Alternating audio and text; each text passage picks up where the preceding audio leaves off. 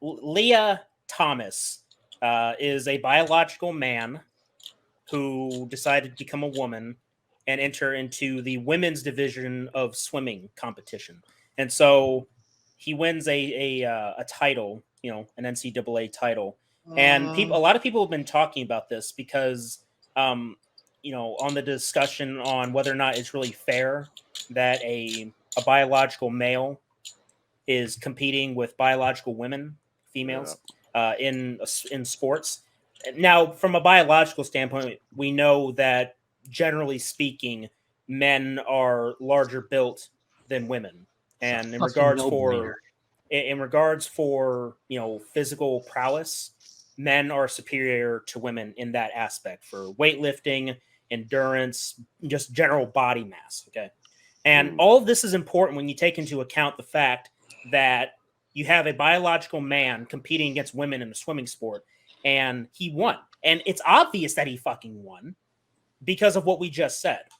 Exactly. And yes. Yeah. Like, let me tell you, like, don't you think it's okay? Now, you know why I think this whole thing is bullshit, though? How he gets an NCAA title? I think it's bullshit, though, because don't you think that that you are a biological man turning into, like, becoming a woman to participate in something that's done for women, when there is a sport dedicated, like, there is the same category, it's the same sport, but it's the same, like, division. Like, why would you change your sex to participate in a division of another sex? So don't you think that's a little stupid, though? I mean, if you're biologically a man and you want to get an NCAA title, just stay in your own. Just stay. You ever heard the phrase "stay in your lane"? Stay the fuck in your damn lane. But no, that's totally unfair, though. Do you know how stupid that is? That's like taking a transgendered woman and putting her in fencing. Oh, okay. Or putting someone who's anorexic into a hot dog eating contest. Thank you. That's better. Thank you. Oh man, was ketchup on it? No, mustard. Oh, thank God, man. Clint Eastwood would be very proud of what you just said. The hot dog. Okay, I don't want to think about it. But anyway, Jesus. But no, look, I mean, honestly, guys, in regards for, I mean, you have to really look at this, right? So I was thinking about this before we got on the show, and something occurred to me. This guy wasn't doing too well in the male division. He wasn't performing very well from what I heard. And I find it syndrome. I find it very convenient that this guy goes into a gender transition to become a woman, right? Yeah. And then you win the women's competition. You get first place because you were sucking in your own division, so you had to cheat.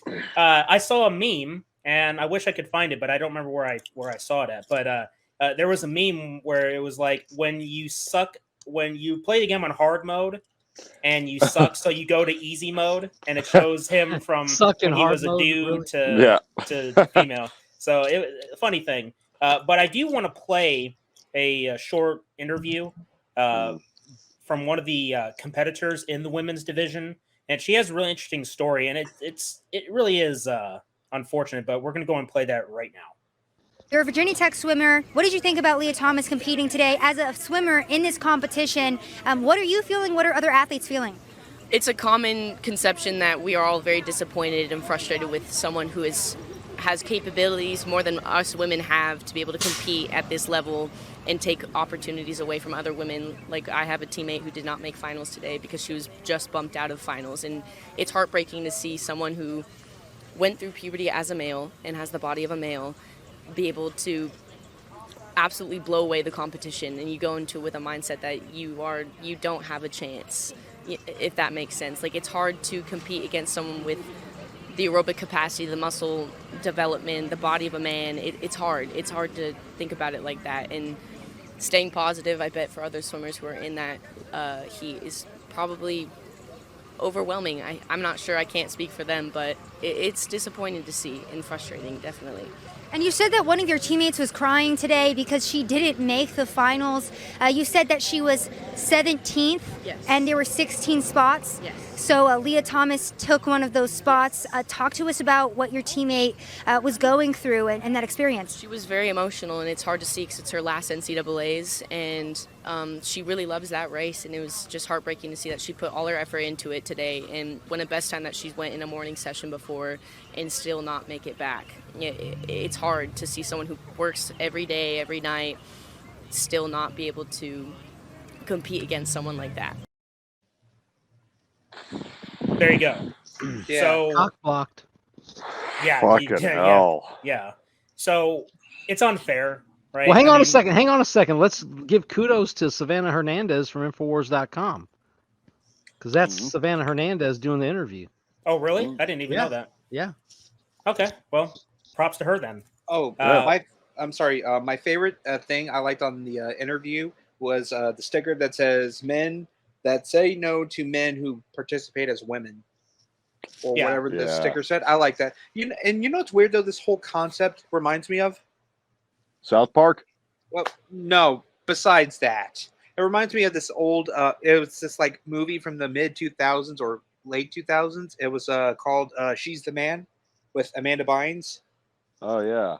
It's where she plays on a male soccer team at a different school because the girls' soccer team got cut. So she's just doing that to make a point, though. But this guy, he's just doing it for glory. He's doing it because he couldn't compete with his own gender, so yeah, had to go to easy mode.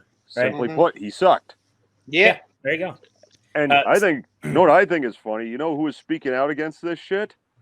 Fucking Bruce Jenner or Caitlyn Jenner. God damn it. Even they are speaking out against this. I don't know pronouns. I don't give a shit, but yeah. If they're speaking out against this shit, like what was the tweet she said? I had the balls to stick up for women or something like that. Yeah. Yeah, he should have had that Wheaties box in front of him and said that from 1979. Here's a funny thing. So isn't March supposed to be like Women's History Month? I think they made March to be Women's History Month or something, or it was. I think so. Yeah. International Women's Day, something along those lines, right? Something that I've noticed is that a lot of the women of the year or the women that are being celebrated this month, they're all dudes. They're all dudes. They're all dudes.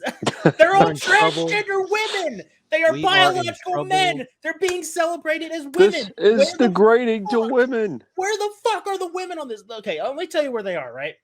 They are too afraid to speak up. That is why a lot of this shit is continuing to persist. Wow. Because people are afraid to speak up. They're afraid of losing their jobs, losing their positions. And look, man, I get it. I get that if certain people are not in a place to where they can properly speak up and lose their job. Okay, Gina Carano, thank God, Daily Wire had her back, and now she's doing work with them, on movies, being fired from Disney. But not everyone in Disney, for example, is able to speak out and lose their job. With that said, the time for speaking up is now. Okay. Because these fuckers have gotten away with so much to the point now where, in comparison to other countries, I'm looking at Russia, for example, where their propaganda for getting people in the military is all about the military experience, whereas NATO is all about diversity is our strength, right? Okay, there's a very big difference. While here in the States, we're talking about the military, aka the taxpayers, because ultimately the taxpayers, our money is going towards this different stuff, right? We're talking about transgender surgery for soldiers. Okay, so we're focused on the transgender soldier, whereas other nations with their military are focusing on bumping up their strength. Our military is found on a very shaky foundation now. They're structurally weak. And that is by design. Yeah. And it doesn't help to have more examples of this, like with Leah Thomas. Okay. And other countries are laughing at us. I will give you an example. China.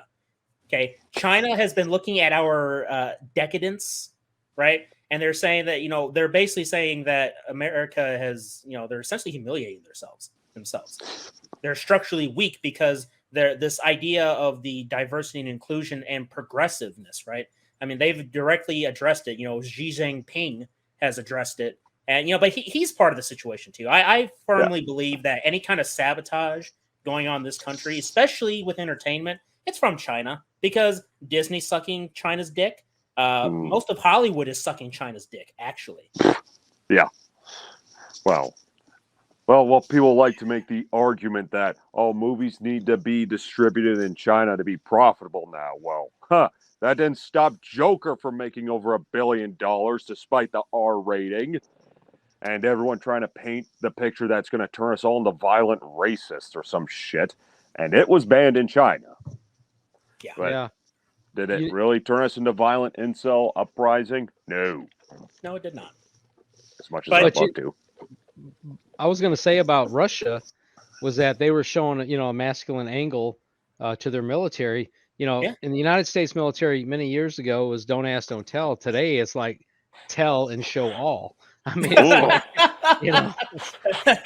tell and show all. Yeah, that's pretty accurate. That's pretty accurate. But you know what? It really is advantageous, especially for really disgusting people, to take advantage of this progressive era that we're in, because you have a lot of predators, and not these guys, not the really cool predators. I'm talking about the human predators that prey on women and children. Oh, you mean like Catholic priests? Yeah. Oh no, Catholic priests. I went there. But Catholic priests are not. They don't do tranny shit. Subway spokespeople. Yeah, there you go. Jared. Hey, that's no. But look, I'm referring specifically to the guys that dress up as women and say that they're women just so they can get a peek in at the ladies naked in the bathroom. Or maybe it's the Ukrainian soldiers dressing up as women, and that the Russian Spetsnaz are finding and getting rid of. Oh, is that happening? In those biolabs. Just saying, in Ukraine. Yeah. Okay. Anyway, like you said, like a few scenes ago, I forgot to make that remark, but I think my mic was muted. But like Hollywood is definitely sucking on China's egg roll. Yeah. Yep. I mean, yeah. But so fucking transgender shit, dude. It's gotten out of hand. Okay, this entire situation has gotten out of hand, and we have another topic that we're going to be discussing tonight later that's somewhat related to it. But what do you? Any final thoughts on this particular subject before we move on?